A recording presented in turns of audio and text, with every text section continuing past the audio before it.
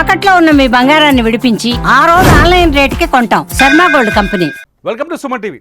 ధర్మస్థలిలో గడిచిన 4 రోజులుగా వరుసగా తవ్వకాలు జరుగుతున్నాయి.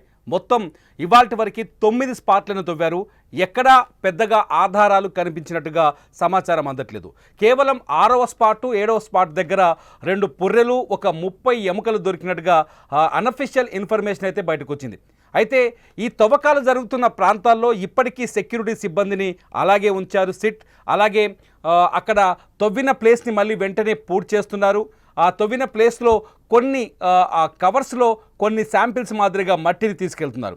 అసలు ఇటువంటి మాస్ బరియర్ కేసులు కానీ, ఇటువంటి హత్యకి ఒకే చోట జరిగిన కొన్ని వరుస హత్యల కేసులు కానీ, ఇటువంటి కేసుల్లో విచారణ ఎలా జరుగుతుంది, పూడ్చిపెట్టిన శవాలు ఉన్న చోట కేసు విచారణలో ఎటువంటి శాంపిల్స్ని సేకరిస్తారు, ఆ శాంపిల్స్ మొత్తం కేసుని ఎలా ప్రభావితం చేస్తాయి, ఇటువంటి సందేహాలు చాలా ఉన్నాయి. పోలీస్ ఇన్వెస్టిగేషన్ పైన ముఖ్యంగా ఎవరైతే ప్రణబ్ మహంతి ఉన్నారో అడిషనల్ డీజీ, ఈ కేసుకి సిట్కి ఇన్ఛార్జ్గా ఉన్నారు, సిట్ అధికారిగా ఉన్నారు. అడిషనల్ ఎవరైతే ఈ ప్రణబ్ మహంతి ఎవరో కాదు, గతంలో మన తెలుగు రాష్ట్రాలకి, ఉమ్మడి రాష్ట్రానికి డీజీపీగా పనిచేసిన ఏకే మహంతి కొడుకు.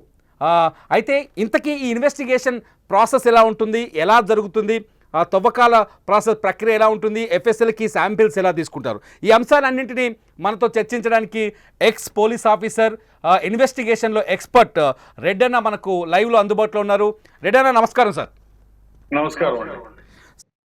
మాకు పెద్ద డౌట్ ఏంటంటే ఈ 4 రోజులుగా మనం మాస్ బరియర్ కేసుని ధర్మస్థలం నుంచి రెగ్యులర్గా లైవ్లో కవర్ చేస్తున్నాం. సార్, ఈ కేసు ఇన్వెస్టిగేషన్, ఇటువంటి హత్యల కేసు ఇన్వెస్టిగేషన్ ఎలా మొదలు పెడతారు? ఫస్టే తవ్వకాల వైపు ఎందుకు వచ్చారు? ఒకటేమిటంటే ఆయన అంటే వన్ ఆఫ్ ది అక్యూజ్డ్ అనే అనొచ్చు. ఎందుకంటే ఆయన ఎంతగా ఆయనే అంటే ఈ విధంగా జరిగింది 20 ఏళ్ల క్రితం, 19 ఏళ్ల క్రితం ఈ విధంగా ఫలానా వ్యక్తులు నా దగ్గరకు వచ్చి సవాల్ని ఇస్తే నేను పూడ్చిపెట్టాను, అదంతా తప్పని తెలుసుకొని ఇవాళ మీకు కంప్లైంట్ ఇస్తున్నాను అని చెప్పి ఒక పుర్రెని, ఎముకల్ని తీసుకొని వచ్చి ఎవిడెన్షియల్ గా అడ్వకేట్లను తీసుకొని వచ్చి నేను స్పాట్లు చూపిస్తానని చెప్పి కంప్లైంట్ ఇచ్చిన తర్వాత ఎఫ్ఐఆర్ కట్టారు. ఎఫ్ఐఆర్ కట్టిన తర్వాత ఆయన కొన్ని ప్లేసెస్ ని చూపించాడు. చూపించినప్పుడు అది ఎఫ్ఐఆర్ కట్టిన తర్వాత తవ్వి అక్కడ ఈ మట్టి ఉందా, ఎముకలు ఉన్నాయా. ఇప్పుడు ఏమిటంటే నేచర్ చాలా గొప్పది, అన్నిటికంటే గొప్పది నేచర్ లో అన్ని కలిసిపోతాయి, అన్ని మిళితమైపోతాయి. ఇప్పుడు ఒక్కొక్క దగ్గర క్షారాలు ఎక్కువ ఉంటాయి, కెమికల్స్ ఎక్కువ ఉంటాయి, ఒక్కొక్క దగ్గర తక్కువ ఉంటాయి. సో ఆ కెమికలైజ్డ్ ఉండి క్షారాలు ఎక్కువగా ఉంటే ఎముకల్ని కూడా తినేస్తుంది భూమి. సో అటువంటి ప్రదేశాల్లో ఒకవేళ పూడ్చాను అని చెప్తే, ఆయన కరెక్ట్ గా ఇదే స్పాట్ అని చెప్తే దానికి మనం కరెక్ట్ గా చెప్పలేము. అంటే ఆ ల్యాండ్ లో ఉన్న లవణాలు, క్షారాలు ఏమైతే ఉన్నాయో, కెమికల్స్ ఏమైతే ఉన్నాయో అది ఎముకల్ని ప్రభావితం చేస్తాయి. సో కొన్ని 16 ఏళ్లలోనే ఏం లేకుండా తినేస్తుంది. మాస్ అయితే విత్ ఇన్ 4 to 5 years లో మొత్తం లేకుండా పోతుంది. ఎముకలు అయితే మిగులుతాయి. కొన్నిసార్లు కొన్ని దగ్గర 100 ఏళ్ల వరకు కూడా ఎముకలు దొరుకుతూనే ఉంటాయి. సో ఆ భూమి యొక్క పరిస్థితిని బట్టి మనకి అవి ప్రిజర్వ్ అయి ఉంటాయి. ఇప్పుడు ఒక దగ్గర తవ్వకాలు జరుపుతాడు, అక్కడ ఏమీ లేదని మనం అనుకుంటాం. కానీ ఆ మట్టి శాంపిల్స్ కలెక్ట్ చేసి ఎఫ్ఎస్ఎల్ కి పంపిస్తే దాంట్లో ఎముకల మిళితమైపోయినటువంటి పొడి ఏమైతే ఉందో అది దొరుకుతుంది. అది దొరికితే ఒకవేళ అక్కడ బూడ్చే ఉండి ఆ రసాయన కెమికల్స్ ఏమైనా నాశనం అయిపోయి ఉంటే, భూమిలో కలిసిపోయి ఉంటే, ఆ మట్టిలో వాళ్ళు ఎఫ్ఎస్ఎల్ వాళ్ళు చూస్తే దాంట్లో మనకి అవశేషాలు దొరుకుతాయి. ఇక్కడ పర్టికులర్గా కూడా జరపచ్చు. సార్, ఇక్కడ పర్టికులర్గా ఒక నదీ పరివాహక ప్రాంతం, నేత్రావతి నదీ పరివాహక ప్రాంతంలో 8 స్పాట్లు చూపించాడు సార్ ఆయన. మొత్తం 8 స్పాట్లు. ఆ నేత్రావతి నదీ పరివాహక ప్రాంతంలో ఉన్న 6వ స్పాట్ కూడా అక్కడే ఉంది. అక్కడ 2 పుర్రెలు దొరికాయి, ఒక 30 ఎముకలు దొరికినట్టుగా సమాచారం ఉంది. సో అవి కుల్లకుండా ఉండి మిగతా చోట్ల కులిపోయినాయి అంటే ఎముకలు కూడా మెల్ట్ అయిపోయినాయి అనుకోవచ్చా మట్టిలో? There is every possibility. ఎందుకంటే ఇప్పుడు మీరు చూడండి, ఇప్పుడు ఇక్కడ మట్టి సున్నం మట్టి ఎక్కువ ఉంటుంది అనుకో, దానికి పక్కనే భూమి ఒక 25 అడుగుల దూరంలోనే మంచి మట్టి ఉంటుంది. ఇప్పుడు మీరు అంతెందుకు బావి తవ్వుతారు, బోర్ వేస్తారు, ఒక దాంట్లో నీళ్లు పడితే ఒక దాంట్లో పడవు, అంతా పక్క పక్కనే ఉంటుంది.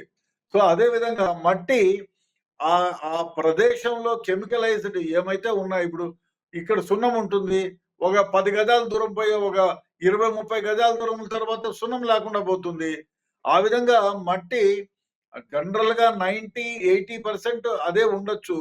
కానీ ఒక దగ్గర ఇప్పుడు కొన్ని చెట్లు ఉంటాయి, అడవిలో చెట్లన్నీ పడిపోయి ఉంటాయి, దాని ద్వారా కొన్ని కెమికల్స్ ఉంటాయి.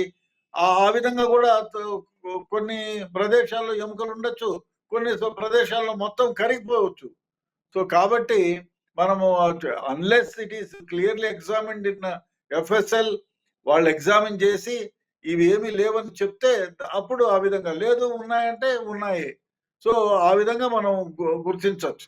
అంటే ఇక్కడ ఈ తవ్వకం జరిగిన ప్రతి చోట, అంటే 1 నుంచి 8 వరకు కావచ్చు, ఇవాళ జరుగుతున్న 9, 10 కావచ్చు, ప్రతి చోట ఈ మట్టి శాంపిల్స్ తీసుకుంటున్నారు అనుకోవచ్చా సార్? శాంపిల్స్ పరిశీలిస్తారు కదా వాళ్ళు, ఎందుకంటే ఎవిడెన్షియల్ ఫ్యాక్ట్, రేపొద్దున్నే నేను చెప్పిన తోటి తవ్వలేదు అంటారని. దాన్ని ఇట్లాంటి కేసుల్లో ఎప్పుడు కూడా ఒక ఎగ్జిక్యూటివ్ మ్యాజిస్ట్రేట్ ని పెట్టుకుంటారు. ఆ ఎగ్జిక్యూటివ్ మ్యాజిస్ట్రేట్ కి 2 విట్నెసెస్ గవర్నమెంట్ ఎంప్లాయీస్ ని పెట్టుకుంటారు. తో పంచనామా రాస్తారు. It will be recorded, videograph చేస్తారు. వీడియోగ్రాఫ్ చేసి ఆ శాంపిల్స్ కలెక్ట్ చేసినవి కూడా సీల్ చేసి ఆ విట్నెసెస్ వాళ్ళ దగ్గర కూడా సంతకాలు పెట్టించుకొని ఎఫ్ఎస్ఎల్ కి పంపిస్తారు. సో ఎఫ్ఎస్ఎల్ కి పంపించి వచ్చిన తర్వాత 1వ శాంపుల్ ఫలానా, అది కూడా ప్రిజర్వ్ చేస్తారు. ఇప్పుడు మీరు ఏదో తవ్వేసిపోయినారో, అది అన్ని ఒకటే రకం అయిపోయింది, ఎక్కడ తవ్వేమో తెలుసుకోకుండా పోతుంది. కాబట్టి ఆ తవ్విన ప్రదేశాన్ని ప్రిజర్వ్ చేస్తారు. ఒక బోర్డు లాంటిది పెట్టి, exhumated on so and so time at so and so date before LRB 1, 2 అంటే ఫలానా వాళ్ళ ముందు అది చేసామని వీడియోగ్రాఫ్ చేస్తారు ఆ ప్రదేశాన్ని. దాన్ని ఒకవేళ కెమికల్లో అనాలిసిస్ లో వచ్చింది అనుకో, ఏమైనా పుర్రెలు ఉన్నాయి, లేకపోతే ఫలానా వ్యక్తి డిఎన్ఏకి సరిపోతుంది అన్నారు అనుకో, అప్పుడు కష్టం కదా. సో అందుకని ఆ ప్రదేశాన్ని కూడా ప్రిజర్వ్ చేస్తారు. ఈ వీడియోగ్రాఫ్ చేసింది సీల్ చేస్తారు. చెప్పండి సార్. సాధారణంగా ఇటువంటి మర్డర్స్ జరుగుతాయి కదా సార్, ఈ మర్డర్ జరిగే ప్లేసెస్లో హంతకుల మెంటాలిటీ ఎలా ఉంటుంది సార్? అంటే ఇతను చెప్తున్నాడు నేనే పాతి పెట్టానని. మర్డర్ జరిగిన చోట సాధారణంగా సార్ పాతి పెడతారా, ఎక్కువగా కాల్ చేస్తారు కదా సార్? ఇక్కడ ఎందుకు పాతి పెట్టారనుకోవచ్చు మనం? ఒకటి, బేఫికర్ గా ఉండే దగ్గర మనం ఎవడు చూడలే, అడవి ఏం లేదు. చాలా సందర్భాల్లో చాలా మర్డర్ కేసెస్ లో, నేను ఎగ్జిక్యూట్ చేసిన కేసెస్ లో కూడా, నేను 1982లో అనంతపూర్ జిల్లాలో ఒక దగ్గర చంపేసి ఫారెస్ట్ లో పడేసి వచ్చినారు. ఇక్కడ ఎవరు వస్తారు, పందులు అవి ఇవి రాబందువులు తినేస్తాయి అని చెప్పి పడేసి వచ్చినారు. అది మ్యాన్ మిస్సింగ్ కేసు కట్టి ఎక్కడెక్కడో వెతికి ఏమి చేస్తే చివరికి ఒక చిన్న ఎవిడెన్స్ దొరికి వాడిని ఇంట్రాగేట్ చేస్తే, సార్ ఎస్ నేనే చంపానండి, ఫలానా దగ్గర పడేసి వచ్చాం, నేను ఫలానా ఆమె ముందర నేను చంపేశాను, పడేసి వచ్చాం. అప్పటికి 4 నెలలు అయింది. సో ఇంకేం దొరకదు డెడ్ బాడీ అని వాడిని తీసుకెళ్తే కరెక్ట్ గా అక్కడే ఉంది, పీట్రిఫై అయిపోయింది.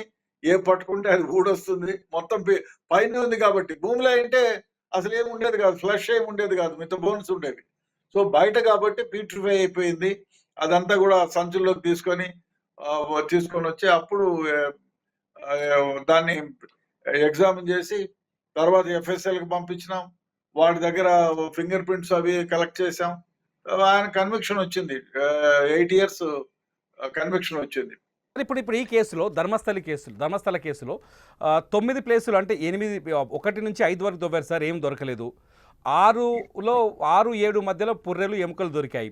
8లో మళ్ళీ ఏమీ దొరకలేదు. 8వ స్పాట్లో 9లో కూడా ఇప్పుడు ఏమీ దొరకలేదు అనేది మనకున్న ఫిజికల్ ఎవిడెన్స్. అక్కడ మన కెమెరా రికార్డ్ చేస్తున్న విజువల్స్ బట్టి కానీ, అక్కడ మనకు బయటకు కనిపిస్తున్న సమాచారాన్ని బట్టి కానీ తెలుస్తుందంటే ఏమీ దొరకలేదని మనం అనుకుంటున్నాం. దొరికిందని కూడా అనుకోవచ్చా? సంథింగ్ దొరకవచ్చు ఇక్కడ అనుకోవచ్చా? మనకెడ తెలుస్తుంది? అన్లెస్ నువ్వు ఇప్పుడు నువ్వు ఎక్కడో 50 అడుగులు 100 అడుగుల దూరంలో కెమెరా పెడితే దొరకలేదని ఎట్లా చెప్తావు? చెప్పలేము కదా.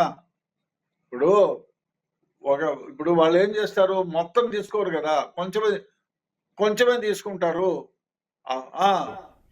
లేదు అంటే కొన్ని 10 ఎముకలు 20 ఎముకలు 2-3 పుర్రెలు దొరికినాయి అనుకో, అప్పుడు 4-5 భాగాల్ని తీసుకుంటారు. ఎందుకంటే డిఎన్ఏ టెస్ట్ పంపించాలి కాబట్టి. కాబట్టి మనం చెప్పలేము దొరికాయా లేవా. ఎందుకంటే ఇన్వెస్టిగేషన్ ఇట్లాంటి కేసెస్ లో ఇన్వెస్టిగేషన్ ని గోప్యంగా ఉంచుతారు.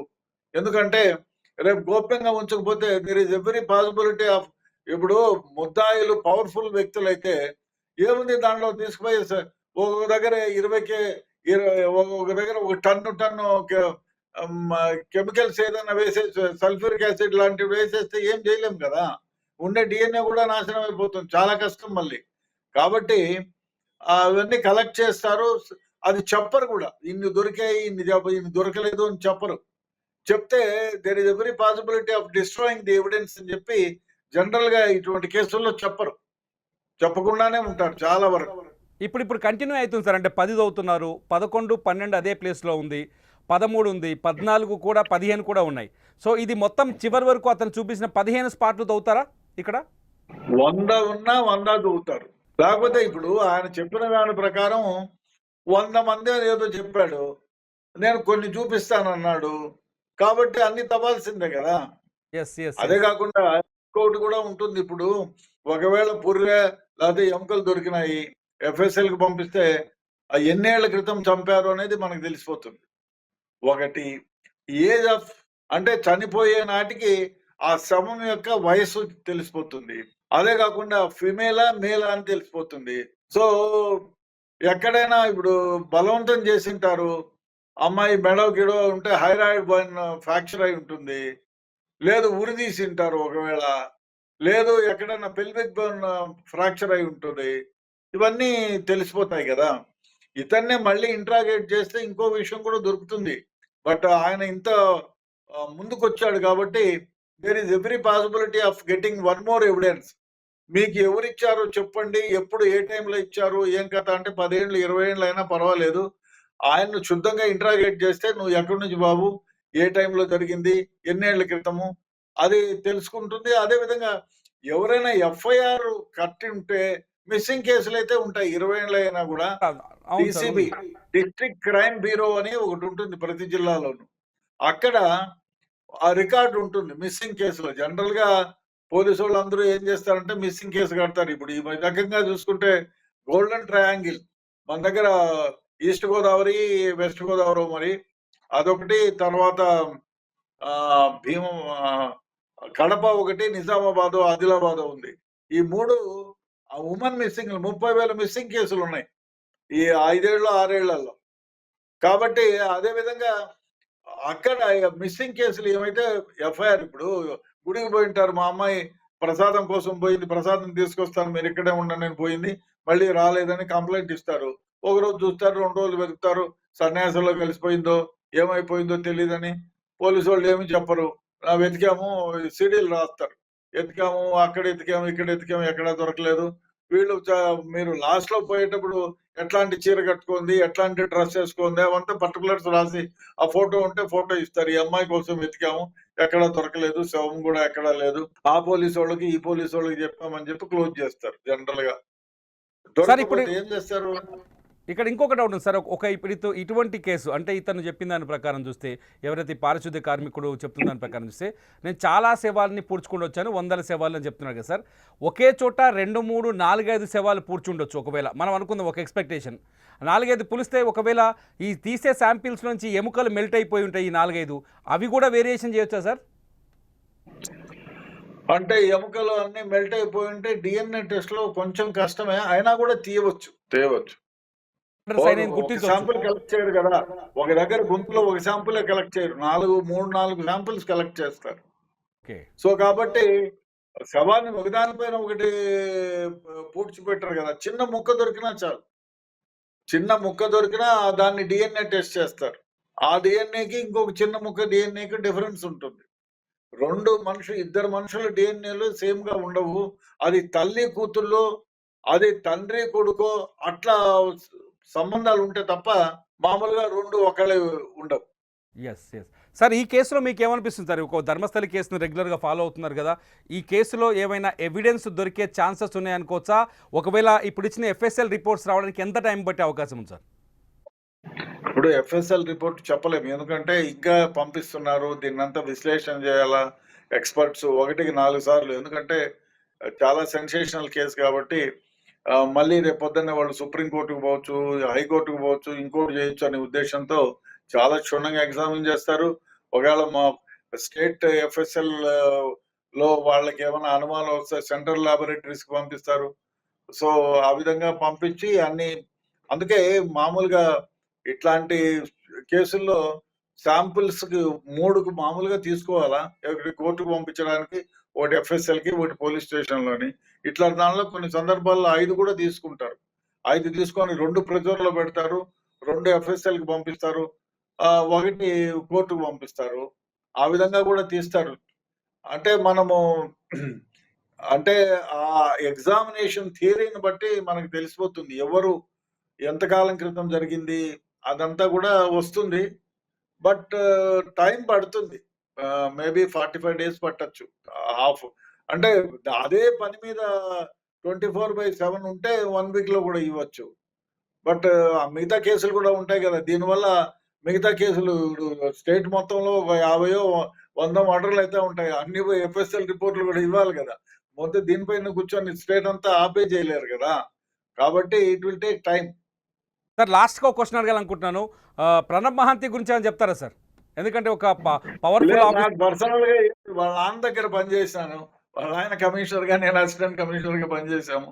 బట్ ఆయన Pranab Mahanti I don't know personally. మన దగ్గర ఉన్న మహంతి గారు నేను 2007లో 8లో చార్మినార్ ఏసీపీగా పనిచేసేటప్పుడు వాళ్ళ నాన్నగారు నా కమిషనర్, వెరీ గుడ్ ఆఫీసర్. పిల్లలంతా కూడా ఇక్కడున్న అబ్బాయి కూడా ఇక్కడ కూడా ఒక మహంతి ఉన్నాడు. ఆయన కూడా very honest, very sincere, very ఇందుకు ఆ సిట్‌లో ఉండే వాళ్ళందరి గురించి కూడా చదివాను. All are very eminent officers and honest to the core. అది మాత్రం చెప్పగలను. ఆ డీజీ కూడా డీజీ ఇన్‌చార్జ్ ఎవరైతే ఉన్నారో ఆయన వెరీ ఆయనకి చాలా మంచి పేరుంది. నాకు కొందరు డీజీలతో పరిచయం ఉంది. సో, ఆయన ఈ suppose to be the one of the best officer. Sir, best మన ఆఫీసర్ ఇన్ ఇండియా. సో మన దగ్గర ప్రణబ్ మహంతి అభిషేక్ మహంతి వాళ్ళ బ్రదర్, ఇద్దరు అవును. ఐపీఎస్లే కదా సార్? అవును, ఇద్దరు ఐపీఎస్ఏ. Yes sir. చూద్దాం సార్, ఫైనల్గా థ్యాంక్ యూ వెరీ మచ్. ఎందుకంటే ఈ కేసులో చాలా డౌట్స్ ఉన్నాయి సార్. చాలా ఎప్పటి నుంచి అంటే ఎందుకు తవ్వుతున్నారు, ఎందుకు పూర్తి చేస్తున్నారు, శవాలు కనిపించట్లేదు, అస్థి పంజరాలు దొరకట్లేదు, ఇటువంటి ప్రశ్నలు అనేకం ఉన్నాయి సార్. అయినా కూడా ఇప్పుడు ఒకటి అనుకోవాలి. ఇంతకాలం ఊరికే ఉండి ఈ రోజే ఎందుకు చెప్పినాడు? వాళ్ళకైతే గ్రడ్జ్ లేదు. వాళ్ళ పైన కక్ష తీర్చుకునేటంతటి కెపాసిటీ ఉన్నవాడు కాదు. అది చెప్పినంత మాత్రాన ఈయనకేం ఆస్తులు రావు. ఆయనలో ఆయన మార్పొచ్చి ఏదో ఈ విధంగా జరగడం తప్పు అని భావించి తన ప్రాణాన్ని కూడా లెక్క చేయకుండా వచ్చి చెప్పాడంటే చాలా వరకు నిజం ఉంటుందనే నేను అనుకుంటున్నాను. మిగతా వాళ్ళు కూడా అదే విధంగా అనుకుంటున్నారు. ఎందుకంటే కొండతో ఎవరు ఢీకొంటారు? అబద్ధం చెప్పడానికి లేదు. ఎట్టి పరిస్థితుల్లో నిజమే చెప్పాలి. అదో అందువల్ల ఆయనకు ఆ నిజం చెప్పినంత మాత్రాన ఆయనకేమైనా ఒక 100,00,00,000, 200,00,00,000 వస్తాయని లేదు. పైగా ప్రాణహాని ఉంటుంది. కాబట్టి ఆయన మనస్సాక్షికి లోబడి ఈ విధంగా ముందు కంప్లెయింట్ ఇచ్చాడు. అందులో కొండను ఢీకొన్నట్టు ఆయన పవర్‌ఫుల్ మ్యాన్. తెచ్చాడు సార్ ఆ రోజు. ధర్మస్థల ఆ రోజు ఎముకలు కూడా పట్టుకొచ్చాడు కొన్ని బ్యాగ్లో. అవునవును. అవి కూడా ఎఫ్ఎస్ఎల్‌కి పంపించారు. సీజ్ చేశారు. ఎఫ్ఎస్ఎల్‌కి పంపించారు. కాబట్టి దొరుకుతుంది. ఎందుకంటే మన దగ్గర ఎంతమందైతే అమ్మాయిలు మిస్సింగ్ కేసులున్నాయో, దానిని డీఎన్ఏలని టెస్ట్ చేసి వాళ్ళ బంధువుల్ని పిలిపిచ్చేసి, వాళ్ళ డీఎన్ఏలు తీసుకుంటే డెఫినిట్‌గా 100 కాకపోయినా 10 అన్నా బయటపడితే కూడా పెద్ద కేసే కదా! ఈ సార్, ఫైనల్గా ఈ మిస్టరీ వీడుతుంది అనుకుంటున్నారా సార్? ఈ మిస్టరీ వీడే అవకాశాలు ఉన్నాయా పూర్తి స్థాయిలో? నాకైతే ఆ అబ్బాయి చెప్పిన కంప్లెయింట్ ఎవరైతే ఉన్నారో విజిలర్, ఆయన చెప్పిన రీతి చూస్తే డెఫినిట్‌గా there is every possibility of getting some more ఎవిడెన్స్‌తో పాటు కూడా డెడ్ బాడీస్ కూడా దొరుకుతాయేమో అని నా అభిప్రాయం. Yes sir, thank you so much sir, మీ విలువైన సమయాన్ని మా కోసం కేటాయించినందుకు. ఇది మొత్తానికి ఈ కేసుని తేలిగ్గా తీసుకోవడానికి వీల్లేదు, ఖచ్చితంగా ఎవిడెన్స్ కలెక్షన్ జరుగుతుందని చెప్తున్నారు రిటైర్డ్ పోలీస్ ఆఫీసర్ రెడ్డన్న. చూడాలి ఈ కేసులో ఫైనల్గా ఎటు మలుపు తిరుగుతుంది, ఎటువంటి ఎవిడెన్స్ దొరుకుతుందో ఈ కేసులో. చూస్తూనే ఉండండి ధర్మస్థలి అప్డేట్స్ కోసం సుమన్ టీవీ.